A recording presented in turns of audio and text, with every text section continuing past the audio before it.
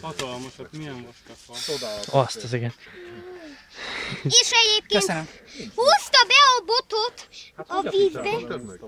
Igen, én fogtam meg a botot, hogy apa ide érjen. Azt.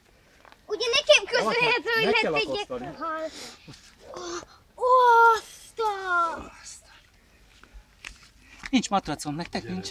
Nincs. Most már mindegy Én akkor. húsorgász vagyok. Húsorgász vagy? Hát én is, bakker, azért a szálkom is ilyen semmi. Segítség! Ezért kell a matrac, mi? Ez a puszi fénykép, meg ilyenek, ez nekem nem játszik. Csak meg kell mérni, az jó van. Hát ennyi. Itt a kampómérő! Esetleg egy rongyot ráteríteni a szemére, hogy megnyugodjon. Dőlőt, az kam... Hozzam. Te mondtam én is neki. És nekem köszönhető, hogy kijött. Neked. Így behúzta a botot. Azt az eget. Mi az? Mennyi? 16 kiló. Hát én csak 15-re tippeltem. Bence, Ez így teljesen fényképezz rendben le!